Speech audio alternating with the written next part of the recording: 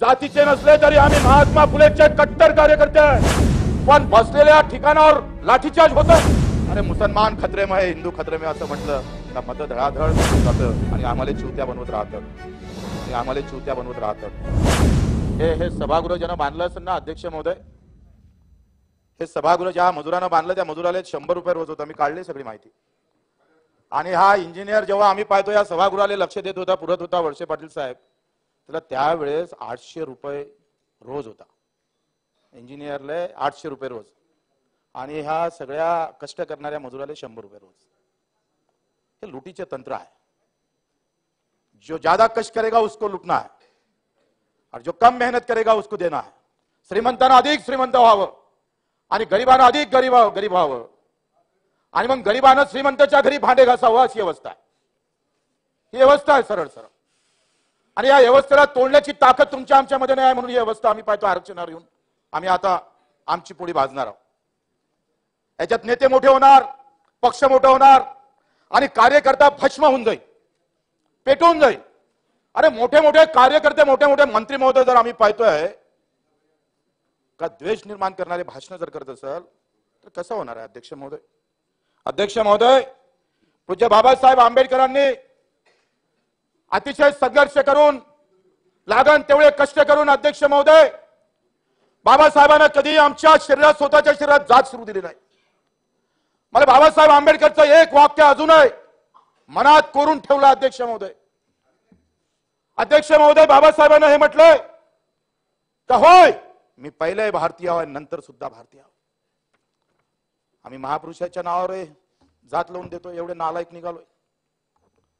पेटून द्यायला पाहिजे सगळ्यांना. खरं तर पुतळा लावला, पुरुषाचे फोटो लावले का तो त्या जातीचा. आणि बाबासाहेबांच्या पहिला पुतळा अध्यक्ष महोदय माधवराव बागल कोल्हापुरात पहिला पुतळा बाबासाहेबांचा एका मराठ्यानं उभा केला, याचा आनंद आहे, गर्व आहे. अध्यक्ष महोदय, महात्मा ज्योतिबा फुलेंचा फोटो इथं आहे.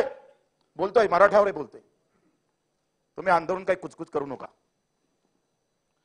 अध्यक्ष महोदय, महात्मा ज्योतिबा फुलेंना पहिली शिवजयंती शुभाची कुठे जातीपातीचा कुठे विषय नाही. महाराष्ट्र कसा होता त्या संत सगळ्या महापुरुषांना आम्हाला दाखवून दिला. अध्यक्ष महोदय, पहिली शिवजयंती महात्मा ज्योतिबा फुलेंना या महाराष्ट्रात सुरू केली. जातीपातीचे बंधन तोडत महात्मा फुलेंना पुन्हा दाखवून दिलं का कुठलाही महापुरुष एका जातीपुरता, धर्मापुरता, राज्यापुरता मर्यादित नसतं, तर त्याचा छाप सगळ्या जगावर पडत असतं. तसा हा महाराष्ट्र होता. अध्यक्ष महोदय, आपण पाहतोय हो या जगातलं पहिलं मी पाहिलंय उपोषणावर लाठीचार्ज पाहिला. किती आंदोलन झालं, असा मोठा लॉंग मोर्चा निघाला, कुठेतरी गोटमार झाली, आम्ही पाहतोय. पण बसलेल्या ठिकाणावर लाठीचार्ज होत आहे. मी जरी सरकारमध्ये असलोय तरी सत्य महत्वाचं असतंय. आणि मग हे दुःखद गोष्ट नाहीये, ही वाईट गोष्ट नाहीये. नाही उचलले असते, नाही जबरदस्ती केलं असतं, काय फरक पडला असता. पण उचललं आणि तुम्ही त्याला हवा दिली. द्यायची होती का दिली तपासलं नाही पाहिजे. कोणी पण असेल, कोणाला बदनाम का होतंय का तुमच्या बाजूने गृहमंत्री बसत असाल आणि तुम्ही म्हणत असाल का घर कसे पेटले, हे कसं काय कसं चालणार. तुम्ही असं म्हणत असाल तुमच्या बाजूने अर्थमंत्री बसते आणि तुम्ही म्हणता ओबीसीला बजेट दिलं नाही, मग का आलू शिल्लक का तिथं. अरे ठाम म्हणा, त्या कॅबिनेट मध्ये तोडफोड करा. ही भाषा कॅबिनेट मधली आहे, ही भाषा आम जनतेतली नाही आहे, लक्षात घ्या. आणि असं सांगून जर आपण पेटवा पेटवी करत असेल तर चांगलं नाही आहे. पंजाब सिंधू गुजरात मराठा, पंजाब सिंधू गुजरात मराठा. मग मराठा जर एका जातीचा आहे तर जनगणनेमध्ये ह्या मराठा काढला पाहिजे. एका जातीचा उल्लेख का केला जातं, प्रस्ताव तयार करा. काळा मराठ्याला इथून सात वीर दवळले सात. आम्ही पाहतोय का मराठ्याचं वर्णन आम्ही पाहतोय. 18 पगड जातीतला तेली असन, महार असन, माळी असन, बौद्ध असन, सुतार असन, कुमार असन, धनगर असन, मल्हारराव होळकरांच्या समाधीच्या खाली मराठा सरदार म्हणून लिहिला गेलाय. ते काळान काय तुम्ही, काळाची ताकद आहे तुमच्यात. मराठा हाच मी म्हणतोय.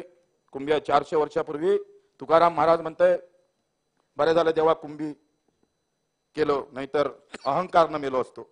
नंतर 200 वर्षापूर्वी महात्मा ज्योतिबा फुलेचं आसूड आहे.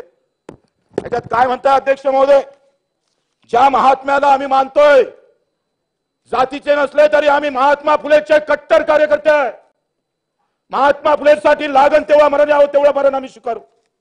अध्यक्ष महोदय, महाराजांचा पहिला पोवाडा लिहिणारे आमचे महात्मा ज्योतिबा फुले काय म्हणतं, कुळवाडी भूषण पावाडा गातो भोसल्यांचा, छत्रपती शिवाजींचा लंगोट्यास देई जानवी, पोशिंदा कुंभ्यांचा काळ होतो असा यवनांचा.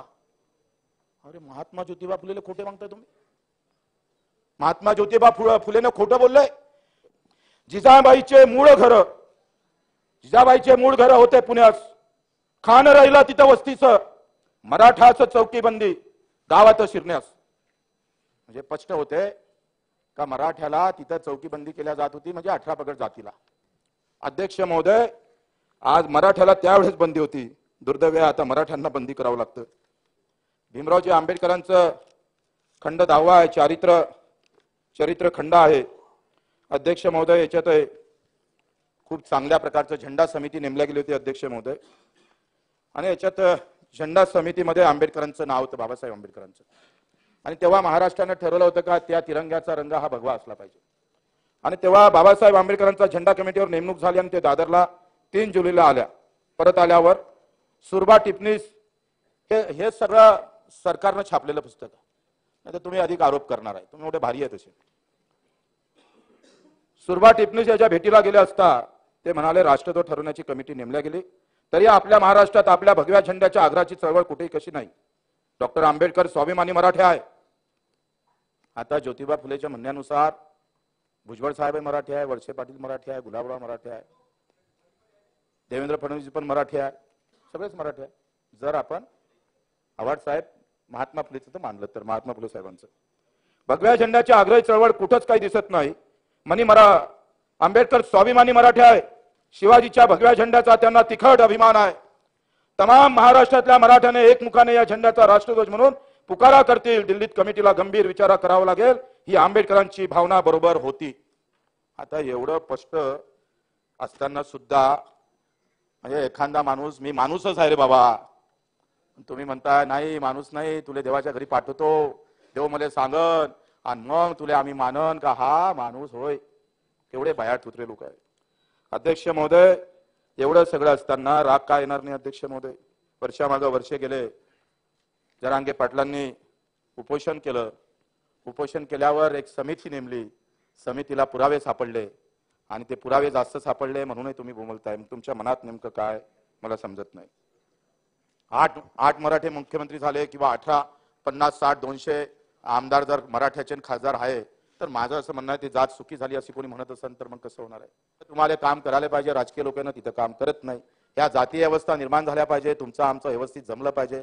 काही काम न करता निवडून येतं जातीच्या नावानं माणूस. बरेच आमदार असे आहेत का तिकून दुसऱ्या समाजाचा उभा राहिला का इकडे दुसरा आला का काही काम न करता आपोआप निवडून येणारी जमात, असे काही आमदार आहेत का त्याला काही कामच नाही करावं लागत, काहीच काम करावं लागत नाही. जात आणि धर्म म्हटला, अरे मुसलमान खत्रे में है, हिंदू खत्रे में असं म्हटलं का मत धडाधड भेटून जातं. खत्र्यात मुसलमान येत नाही, हिंदू येत नाही, नेता खत्र्यात येतं आणि आम्हाला चिवत्या बनवत राहतात. हे सगळे धंदे आपले चालू आहे. आपला बिचारा जातीपाती पेटत राहते, त्याला वाटते जेवण आपलं काहीतरी. म्हणून मी या माध्यमातून जरांगे पाटील साहेबांना विनंती करतो, बा व्यक्तिगत टीका करू नका, चांगलं नाही आहे. कारण तुम्ही एका समाजाचा प्रश्न घेऊन निघाले, कोणी काही बोलू द्या पण कुणावर टीका करू नका. हात जोडून त्यांना या सभेतून विनंती करतो.